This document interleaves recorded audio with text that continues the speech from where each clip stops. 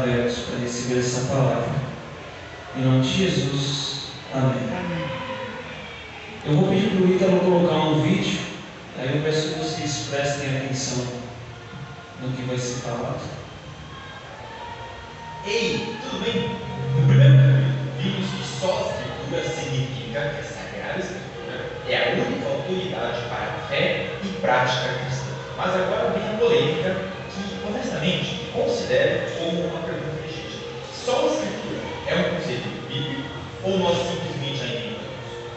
Seria vergonhoso se o conceito que legitima um livro não fosse sequer encontrado em seu texto, certo? Se só a Escritura é um conceito bíblico, deveríamos encontrar as maiores autoridades bíblicas falando sobre esse assunto. E por isso, vamos analisar como que Jesus Cristo e o apóstolo Paulo se posicionaram a esse assunto. Primeira pergunta: qual é a relação de Jesus Cristo com a palavra de Deus? Ele era e continua sendo a palavra de Deus intencional. Toda a sua vida foi o cumprimento do Antigo Testamento, que é parte da Sagrada Escritura. Mas, mesmo no início do seu ministério, Cristo foi questionado por Satanás no que diz respeito à sua autoridade. Será que Jesus deu ouvido às palavras de Satanás ou à palavra de Deus? O diabo disse: faça isso e faça aquilo também. E o interessante é que o Senhor Jesus não respondeu como o Filho eterno de Deus, mas como homem. E como homem, ele mostrou sua completa dependência da palavra escrita de Deus. 3 vezes nosso Senhor disse: está escrito. Era a palavra escrita que tinha plena autoridade para ele como Filho de Deus encarnado. Em João 10:5, ele confirma o que disse com as palavras: a Escritura não pode ser anulada. Isso nos mostra que Jesus Cristo também viveu, além de ensinar, sozinho. Era o pré-requisito para viver de forma dependente como ser humano aqui na terra. E Paulo, em Atos 24, quando ele teve que dar sua apologia diante do governador Félix por sua fé, Paulo baseia sua posição exclusivamente na palavra de Deus. Ele diz: mas confesso-te que, conforme aquele caminho que chamam seita, assim sirvo ao Deus de nossos pais, crendo tudo que está escrito na lei e nos profetas. A vida de Paulo, do começo ao fim, estava completamente sob a autoridade da palavra de Deus. Na segunda carta de Timóteo, Paulo, no tom de despedida, diz: toda a Escritura é divinamente inspirada e proveitosa para ensinar, para a repreensão, para corrigir, para instruir em justiça, para que o homem de Deus seja perfeito e perfeitamente instruído para toda a boa obra. Paulo afirma que a palavra escrita é completamente suficiente para dirigir tudo na vida de qualquer um que quer viver sob a orientação de Deus. Em 1 Coríntios 4:6, ele até adverte para não ir além do que está escrito. Nosso Senhor Jesus, o Filho de Deus, e também o apóstolo Paulo, o apóstolo das nações, deram autoridade e exclusividade à palavra escrita. Veja que, de forma simples e clara, só a Escritura é aplicada dentro da própria Bíblia. Por esse critério, também nós temos autoridade para ensinar. Nada mais e também nada menos. Amém. Não sei se deu para ouvir bem, né? Então fala aqui sobre o conceito de só a Escritura, né? Que é o conceito que fala que a Bíblia é a única regra de fé e prática do cristão. E aí Jesus ele se utilizou só da palavra de Deus para se defender diante de Satanás. O apóstolo Paulo se utilizou da palavra de Deus para se defender diante ali do rei Agripa.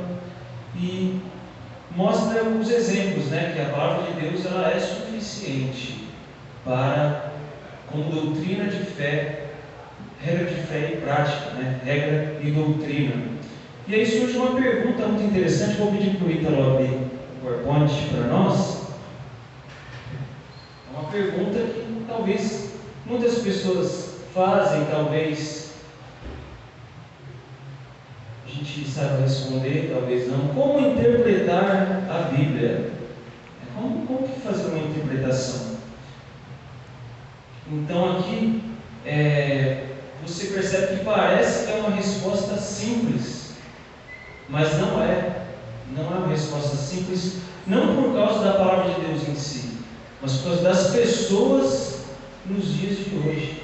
As pessoas elas têm fugido das Escrituras Sagradas, têm concebido ideias que não vêm da palavra de Deus. Então toda a doutrina de fé e prática tem que fluir da palavra de Deus. Então é desafiador você interpretar a palavra de Deus. Por quê? Você já conheceu pessoas de outras culturas, de outro país? Você já conversou com pessoas de outros países? Você já teve uma amizade ou uma conversa? Você percebe que tem muitas diferenças entre pessoas e pessoas. Você vai, às vezes, o significado da palavra aqui no Brasil, você vai lá para Portugal, é outro significado diferente. Tem palavras aqui no Brasil que lá em Portugal é palavrão, e tem palavras em Portugal que, quando é ditas aqui no Brasil, são consideradas palavrões. Então é desafiador você conhecer uma pessoa de uma cultura diferente, de um costume diferente. E agora eu fico pensando, imagina a palavra de Deus, que é um livro que foi escrito por autores de culturas de 2000 anos atrás. Imagine o vácuo que deve existir entre a cultura das pessoas daquela época e as culturas de hoje, no mundo onde nós vivemos. É desafiador, não é? Muito desafiador. E os costumes, eles são diferentes, né? Naquela época tinham muitos costumes diferentes que não temos hoje mais. Então isso torna a interpretação desafiadora. Você pode passar o próximo? Já passou, está esperto. O rapaz aqui não é brincadeira não. Você já se comunicou com alguém de culturas diferentes? Daí você já foi? Passa o próximo, por favor. Isaías 28:10, perdão ali pela qualidade do slide, não sei se dá para enxergar muito bem. Isaías 28:10 diz: pois o que se diz é ordem sobre ordem, regra e mais regra, regra e mais regra, um pouco aqui e um pouco ali. E tem a versão João Ferreira de Almeida, que é que eu prefiro particularmente para falar desse verso, que fala: é preceito sobre preceito, preceito e mais preceito, regra sobre regra, regra e mais regra, um pouco aqui e um pouco ali. Então aqui é a palavra de Deus ensinando como é que se interpreta ela, que coisa maravilhosa. Então a Bíblia ela tem um guia de como você deve interpretá-la. E a gente já falou isso várias vezes nos estudos bíblicos, quando nós vamos visitar as pessoas. É um dos primeiros versos que nós lemos aí nos estudos bíblicos. Mas o que esse verso significa no seu sentido mais profundo? Ele significa que a verdade de Cristo, a verdade da palavra de Deus, ela precisa ser apresentada de uma maneira lógica, como um quebra-cabeça. É como você está ensinando uma criança, você vai lá ponto por ponto e vai ensinando aquela pessoa que está estudando a palavra de Deus. E você também, quando ler a palavra de Deus, vai se portar dessa maneira. Um ponto conduzindo ao outro. Não é você chegar aqui, você vai estudar a palavra de Deus e você está lendo sobre o céu, daqui a pouco você está lendo sobre o sábado, e depois você vai para outro assunto e você não fica ali, fica confuso, né? Às vezes tem sermões que são pregados que assim, a pessoa ela começa um tema, aí ela vai para outro, você vê 10 sermões em um só, e as pessoas ficam perdidas. O próprio pregador fica perdido com isso. Então, eu vou dar um exemplo para você. Como assim tem que ser apresentado de maneira lógica, como um quebra-cabeça?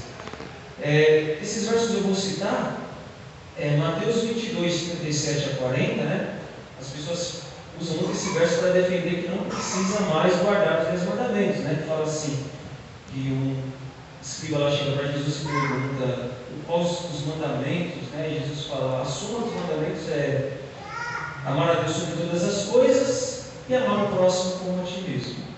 E a pessoa fala: cadê os 10 mandamentos aqui? Aí você vai explicar: mas espera aí, o que é amar a Deus sobre todas as coisas? E aí você vai juntando quebra-cabeça. Eu sei que tem que amar a Deus, agora vamos para o outro ponto. João 14,15 diz o quê? Se me amais, guardareis os meus mandamentos. Isso é só um exemplo de como a palavra de Deus pode ser estudada, como ela pode ser apresentada no estudo bíblico. Vocês percebem o quebra-cabeça? Você sabe que você tem que amar a Deus, mas o que é amar a Deus? Se me amais, guardareis os meus mandamentos. na prática você colocar o preceito sobre o preceito, a regra sobre regra. Os versos eles vão se completando uns com os outros, né? Quem já montou quebra-cabeça sabe, né? Vamos aqui para o próximo slide. E a gente vai falar um pouco aqui também sobre o método texto-prova. E que método é esse? Você já ouviu falar desse método? Você está falando sobre o que aí, Paulo? Não estou entendendo nada. O método texto-prova, ele consiste, devia ter um hífen ali, tá? Eu esqueci de colocar. Entre texto e prova tem um hífen. Consiste em usar um punhado de textos para provar um ponto de vista sem considerar seus respectivos contextos. Ou seja, então eu quero provar o meu ponto de vista de que guardar o domingo é certo. Aí eu vou pegar uns versos que dá meio que entender que é para guardar o domingo e eu apresento, mas sem levar em conta o contexto que foi escrito aquilo. Então é um erro muito comum de acontecer hoje. Isso é muito errado, porque quando nós vamos estudar a palavra de Deus, não importa qual religião que nós somos, se nós somos adventistas, batistas, não importa. Nós não temos que impor as nossas ideias na palavra de Deus. Eu vou provar o ponto de vista aqui, uma coisa, eu vou provar aqui na Bíblia que a árvore de Natal é pecado. Eu vou provar o meu ponto de vista. Já começou errado. Eu não tenho que usar a Bíblia para provar nada do meu ponto de vista. Eu tenho que usar a Bíblia para descobrir a verdade da palavra de Deus e usar essa verdade, apresentar essa verdade para as outras pessoas. Então, eu imponho as minhas ideias no texto que não está dizendo aquilo. Isso é um método texto-prova. Então eu posso juntar textos que podem até parecer que se encaixam, mas quando você vai analisar o contexto, não tem nada a ver um texto com o outro, né? E eu vou exemplificar aqui para vocês também. Eu gostaria que vocês abrissem a Bíblia em Atos capítulo 20, verso 7.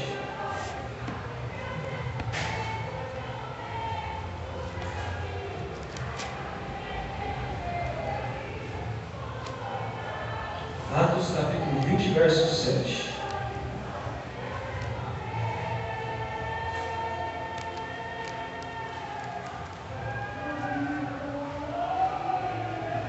Todos se encontraram?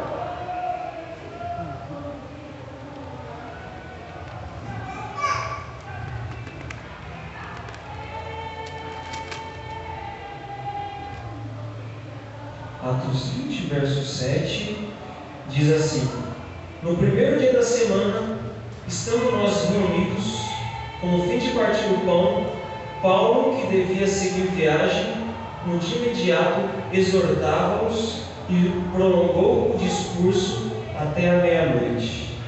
Mas só por que você está apresentando esse verso para mim? Porque muitas pessoas usam esse verso aqui para defender que é para guardar o domingo.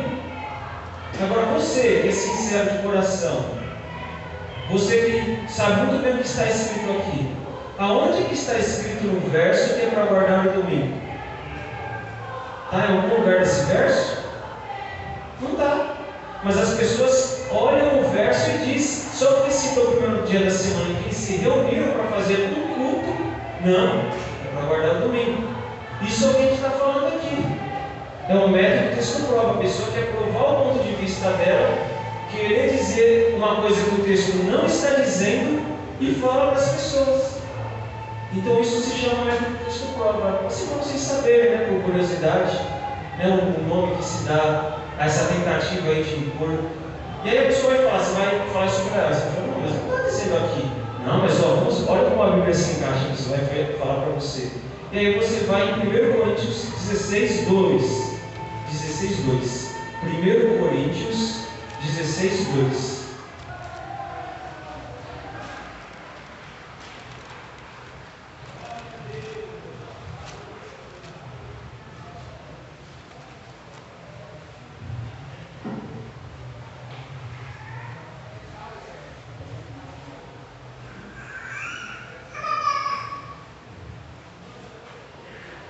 Coríntios 16, verso 2. diz assim: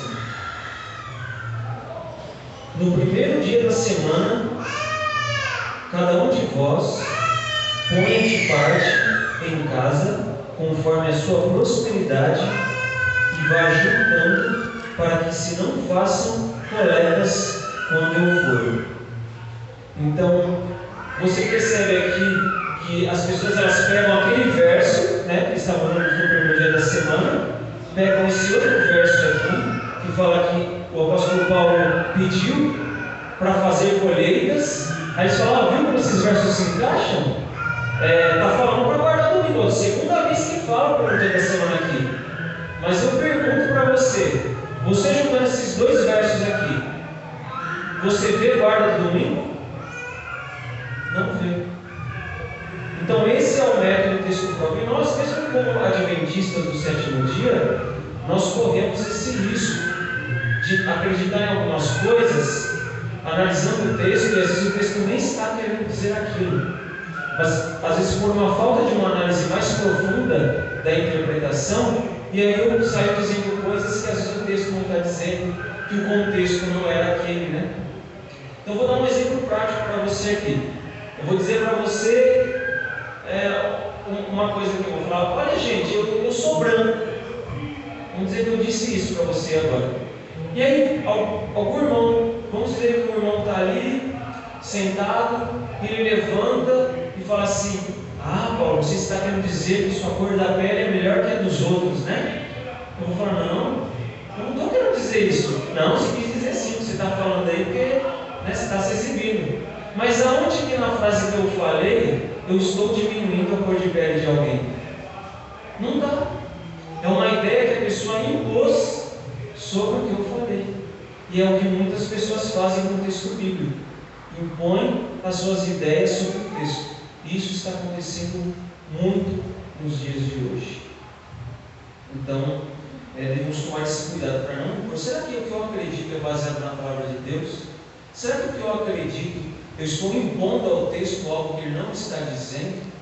Será que as minhas crenças elas fluem naturalmente do texto bíblico? Elas vêm de maneira natural? Ou eu estou vendo coisa onde não tem? É uma pergunta que todos nós, eu também, temos que fazer essa pergunta quando vamos acreditar em uma determinada doutrina, uma determinada crença. Nós devemos saber embasar na palavra de Deus aquilo que acreditamos, né? Vamos ver aqui se eu me perdi nos slides. Ainda não, né? Não me perdi nos slides, não. Passa o próximo, só para eu ver. Tá, você vai chegar ainda, né? Já está quase chegando esse aí. Pode deixar isso. E aí tem uma outra questão que a gente vê aqui, que a gente não pode impor as nossas próprias ideias sobre o texto bíblico. E tem o segundo item aqui. O contexto em que o texto foi escrito, ele é muito importante. O contexto histórico, onde o texto foi escrito, o contexto cultural, né? Qual a cultura do autor que escreveu o texto, para qual é o público que estava sendo escrito, porque, acreditem ou não, há muitos erros de interpretação bíblica por causa da falta desse conhecimento. E agora, em Atos 10, 9 e 16, eu vou citar aqui, nós não vamos ler para que não estenda muito tempo, fala sobre a visão que Pedro teve, sobre o lençol que desce, né, aqueles alimentos impuros, e Deus fala para ele: Pedro, mata e come. E Pedro não fica sem entender nada, tentando entender a visão, certo? Aí você pode me perguntar: Paulo, todos os textos da Bíblia, para eu entender, eu preciso saber profundamente o contexto histórico e cultural? A resposta é não. São os textos mais difíceis, são os textos mais polêmicos que precisam desse aprofundamento. Mas tem textos que você consegue matar a charada do contexto, lendo alguns versos para trás do que foi escrito, lendo alguns versos para frente, você consegue perceber a ideia daquele trecho que está dizendo, né? Então, esse é o caso de Atos 10, 9 e 16. Esse texto você não precisa saber do contexto cultural e histórico. Por quê? Quando você vai para Atos 10, 28, você percebe do que Deus estava falando ali para Pedro. Ele estava falando sobre que ele podia comer qualquer comida. Você pode comer carne de porco, pode comer camarão, né? Porque tem gente que interpreta esse texto de Atos dizendo isso aí, ó. Deus falou para Pedro matar e comer, que esses alimentos impuros aí, Deus purificou. Mas quando você lê Atos 10 e 28, fala o verdadeiro significado da visão. E lhes disse: vocês sabem muito bem que é contra a nossa lei um judeu associar-se a um gentil ou mesmo visitá-lo. Mas Deus me mostrou que eu não deveria chamar impuro ou imundo a homem nenhum. Isso Pedro explicando a visão. Quando você pode ler o capítulo 10 inteiro, você vai perceber que Pedro está explicando a visão para Cornélio. A tradição judaica fala: não se misture com gentil. Mas Deus, através daquela visão, mostrou para Pedro, e Pedro entendeu que a visão não se tratava de alimento, se tratava de pessoas. Você precisa do contexto histórico e cultural? Não. Você lê um verso para frente. A passagem da visão está em Atos 10, 9 e 16. Você lê um pouco mais para frente, Atos 10 e 28, você mata a charada do texto. Então tem muitos contextos que você percebe assim. A primeira coisa que você faz, você lê alguns versos para frente, você pode ler alguns versos para trás, e aí você vai percebendo o que é aquele verso, que é isolado do seu contexto pelas pessoas, ele quer dizer. Então é muito interessante essa parte. Fala aí sobre acepção de pessoas e não sobre comida. Viu como é importante saber o contexto? Aqui é um contexto textual, né? E tem um contexto cultural e histórico também. Então, é preciso também, mas tem alguns textos que são mais difíceis, eles são mais complicados, você não vai conseguir chegar com tanta facilidade assim. Por exemplo, o texto do Em Verdade Te Digo Hoje, embora tenha algumas interpretações do próprio texto que você pode descobrir, né? Quando ele chega para o ladrão lá e fala: em verdade te digo hoje, estarás comigo no paraíso. O texto está escrito assim, hoje, nessa versão, né? Mas só que, será que o texto está querendo dizer que Jesus ia levar o ladrão para o céu? E aí as pessoas falam: mas Jesus foi para o céu naquele dia? Não foi. Então já é uma pergunta. Mas às vezes, para que você possa ter um sentido mais completo do que o texto quis dizer, você vai precisar analisar o que a palavra de Deus fala sobre morte. A pessoa que morre vai para o céu, você vai ter que estudar sobre a morte, sobre o que a Bíblia fala sobre isso, para que você possa chegar à conclusão do que esse texto está querendo dizer. Porque muitas pessoas, elas baseiam doutrinas em textos fora de contexto. Elas pegam o texto, tiram do seu contexto, e aí, como diz a frase, cria um pretexto e abre uma igreja. Só pega o texto, tira do contexto e abre uma igreja em nome daquele texto, né? Então, eu vou citar um exemplo que vocês vão ficar de boca aberta do como é importante em alguns textos você saber o contexto que ele foi escrito. Eu acho que não tem. Passa o próximo para ver se eu coloquei essa passagem. Exatamente, essa passagem mesmo. Mateus 18, verso 8. Esse texto aqui é complicado. Se a sua mão ou o seu pé o fizerem tropeçar, corte-os e jogue-os fora. É melhor entrar na vida mutilado ou aleijado do que tendo as duas mãos ou os dois pés e ser lançado no fogo eterno. Olha que complicação. Como você interpreta esse texto? Geralmente você não vai falar que é literal. Você vai falar: acho que Jesus não está querendo dizer isso, né? Se meu olho me faz pecar, se eu tenho problema de olhar para a mulher dos outros, eu vou ter que cortar o meu olho e jogar o meu olho fora no lixo. Sabe que Jesus está querendo dizer isso? E aí, um tal de Orígenes. Passa o próximo slide. O outro slide. Orígenes, aí está a imagem dele. Orígenes é um dos pais da igreja primitiva, depois a igreja primitiva ali, né?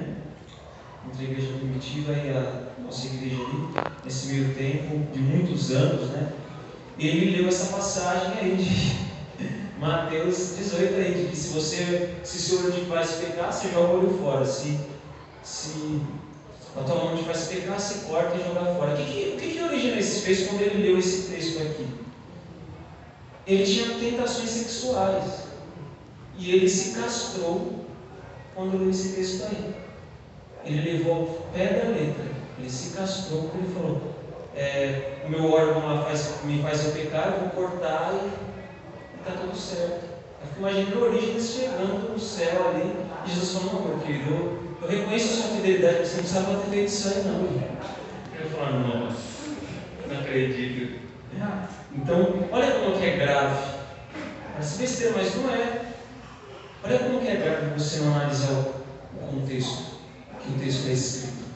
É grave, né? Tem até um caso que os pregadores falam muito, né? De que tem aquelas pessoas que elas abrem a Bíblia sem olhar, elas fazem assim, né? Sem olhar. Na próprio texto é a palavra de Deus, né?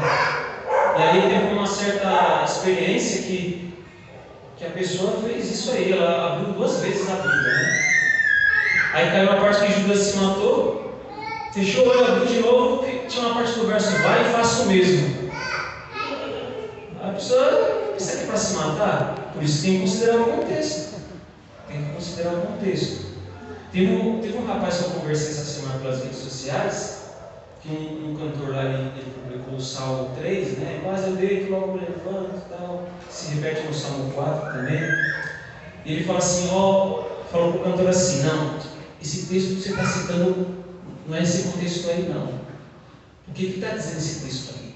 O deitar e dormir de Davi é que ele vai morrer, ele vai se ressuscitar, ele será o anticristo que vai julgar a terra. Olha a ideia da pessoa. Porque o Salmo 3 está falando que o rei Davi é anticristo, ele vai ressuscitar para julgar as pessoas. Aí eu falei para ele, eu mostrei o Salmo e falei, tem até descrição em cima de cada Salmo, por quem foi escrito, e às vezes o momento em que ele foi escrito. Eu falei: meu amigo, mas aqui Davi está escrevendo o Salmo quando ele fugia de Absalão, não tem nada de anticristo aí não. Esse deitar e dormir é literal, não tem nada de simbólico. E aí ele começou a me ofender, né, tentar me diminuir.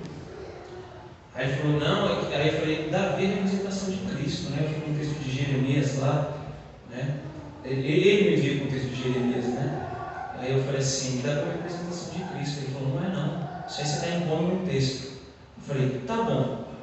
É que eu não tenho o texto de Jeremias aqui para mostrar, né? Que me veio na cabeça agora. Aí mostra que vamos chamar Davi de rei de Senhor Justiça Nossa. Eu falei: então vamos pensar aqui, meu amigo, se esse Davi aqui que você está falando é o Davi literal, não no símbolo de Cristo, se as pessoas chamarem o rei Davi de Senhor Justiça Nossa, elas vão estar cometendo idolatria. Então por isso que eu acredito que o Davi que está se referindo aqui, ele é Jesus, ele não é o Davi literal. Mas ele não quis ouvir, né? A gente teve que parar a discussão, porque a gente já está discutindo até agora. Mas é isso, são problemas de contexto. Tem muitas pessoas que elogiam ele, falam: nossa, irmão, sua análise bíblica é ótima, mas por que não lê a Bíblia? Porque tudo que for pregado aqui na frente, a pessoa tem que comparar se o que ele está falando é bíblico ou não. Porque a gente comete erro, até eu posso cometer erro em alguns sermões. Então nós devemos, porque senão nós somos enganados, né? Para as pessoas, a gente fica à mercê disso aí. Mas esse texto que eu apresentei aí, do arrancar o olho fora, arrancar a mão fora, não há nada nesse texto mostrando que após Jesus der essa ordem, eles se mutilaram, já é o primeiro ponto. Não mostra depois desse texto aí que os discípulos ficaram sem mão, sem pé, sem olho. Senão o texto com certeza teria citado que depois que Jesus citou essa passagem aí, os discípulos foram lá, arrancaram os seus olhos, arrancaram os seus pés e as suas mãos, mas não tem. É o primeiro motivo para eu acreditar que esse texto não é literal. Jesus ele também usava muitas figuras de linguagem. Quando a gente vê esse texto, a gente vê que ele está num contexto onde tem várias parábolas de Jesus. E quando Jesus ele citava as parábolas, ele usava de ilustração, né? Ele usava muitas comparações, muitas metáforas, né? Então o que Jesus faz nesse texto? Ele usa uma figura de linguagem para impactar as pessoas que ele estava falando. E as pessoas com certeza entenderam o que ele estava falando. Porque Jesus não usaria uma linguagem que eles não entenderiam. Então, trazendo